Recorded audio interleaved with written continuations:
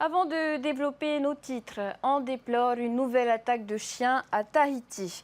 Cette fois-ci, la victime est une infirmière mordue hier pendant sa tournée dans le quartier VTA à Pire-Air. Ces incidents sont récurrents et les professionnels qui interviennent à domicile sont nombreux à se retrouver confrontés à ce danger. Herihaute Ariki et Meriteato ont recueilli le témoignage de la victime. Attention, certaines images peuvent choquer. C'était deux gros chiens. Quand j'ai vu le premier, j'ai demandé à ce qu'on attache. Et le temps que quelqu'un arrive pour attacher le chien, le deuxième est arrivé, est passé derrière et m'a mordu. Christelle exerce depuis 15 ans comme infirmière à domicile.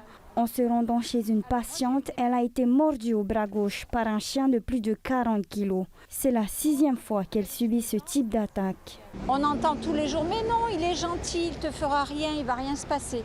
Seulement, je le répète, on est des intrus pour le chien.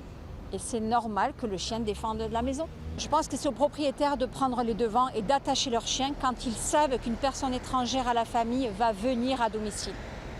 Et ce n'est souvent pas le cas. Les infirmiers libéraux sont régulièrement confrontés à ce danger. En moyenne, 10 à 15 morsures sévères par an sont signalées parmi ces professionnels. C'est facile de ne rejeter la responsabilité que sur les propriétaires des chiens.